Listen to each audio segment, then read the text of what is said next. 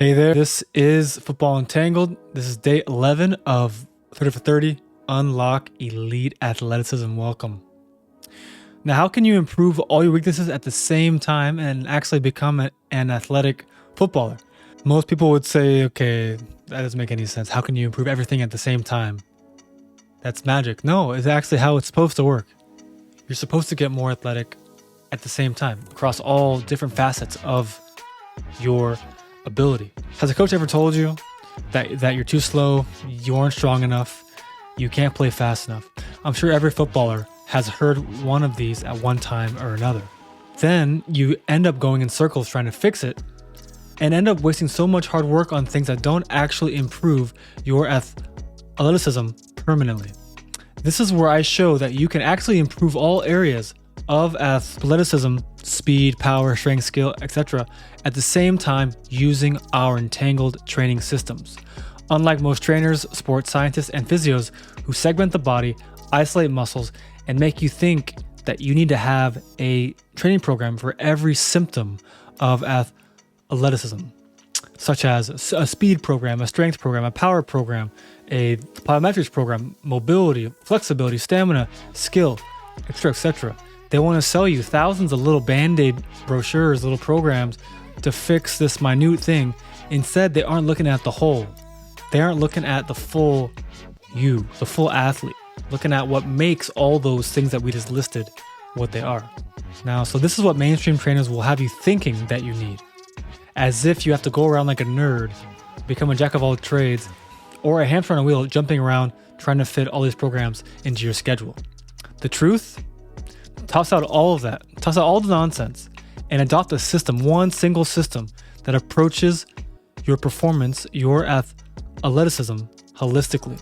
And that means as a whole. And watch all areas of your performance, of your athleticism increase naturally and permanently. I know that sounds crazy, but that's how all the naturals did it. And that is how you are going to do it too. Now, here are 7 ways that you can begin to approach your athleticism naturally and actually become athletic on the football pitch. And a big plus here, you can toss out all the useless football, soccer drills and begin a real training system for the first time in your career. Number 1, barefoot training.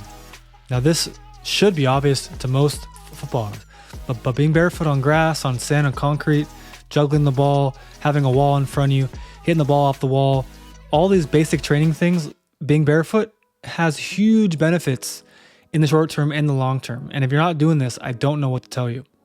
Number 2, myofascial release. This is where you break up fascial adhesions. Adhesions is where the body stores trauma from injuries, surgeries, and even emotional things. Adhesions in your fascial system can cause basically muscle dominance and prevent the fascial system from working optimally. Basically, when you move your fascia, all the layers of fascia under your skin are supposed to be able to glide on top of each other. They should be smooth and have lubrication. But adhesions cause your fascia to dry out, get rough, disconnected, segmented, and not being able to glide as well. And this causes muscles to have to compensate for lack of the fascial system doing its job. Number 3, sun tanning.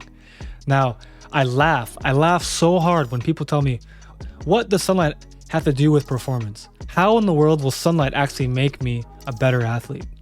Well, sunlight literally upgrades every single facet of mitochondrial function. And mitochondrial function literally is the basis of human health, performance, and recovery. Vitamin D, testosterone, melatonin, dopamine, serotonin, all these hormones that literally decide how healthy you are. And when I say healthy, that means more than just being sick. It means how much muscle do you grow? How well do you sleep? How fast do you develop? How fast do you recover? How switched on are you? How well does your brain work? How well can you decide under pressure what to do on the pitch? Health is performance. For those of you that don't get that, you have a lot of learning to do, and this is where you get to do it. Number 4, fascia and lymphatic training. Most athletes don't understand that fascia and your lymphatic system is the basis of performance. If these two things are not working correctly, it doesn't matter how much you can lift in the gym, you will not be able to perform on the pitch. Number 5, breath work. Breath work is much more than just doing Wim Hof. It's much more than just doing cold baths. It's much more than wearing mouth tape. It's actually learning the proper tongue posture. It's learning how to control your breathing under pressure and to expand your diaphragm in all directions and unlock areas of your body you've never felt before. And number 6, spiral training. You must learn how to move correctly. If you're on the football pitch and your joints are being left in vulnerable positions, that's why you're at higher risk for non-contact and contact injury. If you do not know how to spiral your body, how to move optimally, move naturally, and get your bones, your fascia, your joints, your ligaments, your tendons actually moving in the right spirals, the right directions, the right positions to leverage what your body has to move in space and time, then how are you going to be a good athlete? Now, this is one of the issues in mainstream sports science is they think the body does not work in spirals.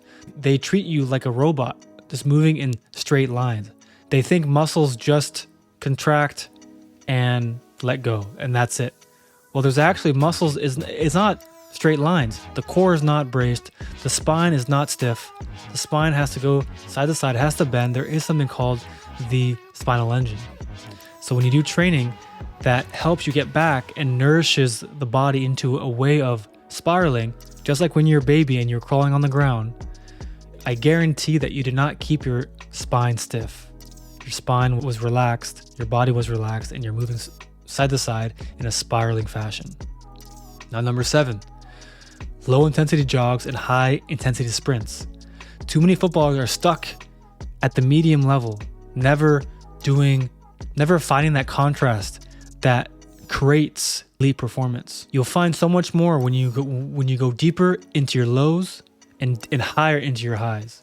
That's because if you're always stuck at this medium level of, let's say, running, you'll never get to that lower level where you can actually increase your aerobic capacity because your heartbeat is staying below a certain number. And then at the same thing on the other end, you'll never be able to get faster because you aren't moving your fastest. You're always stuck at this medium pace, never improving anything directly. So low intensity jogs and high intensity sprints is the way to go as far as quote unquote cardio for an athlete. You don't need to just go for these medium pace jogs. Actually work on something with a purpose when you're out there, and use small-sided games to quote unquote get match fit. This was day 11 for the 30 for 30. Hope you're enjoying it so far. This is Football Entangled. My name is Taylor Davidson, and I'm looking forward to the great progress that you will have with Football Entangled. See you very soon.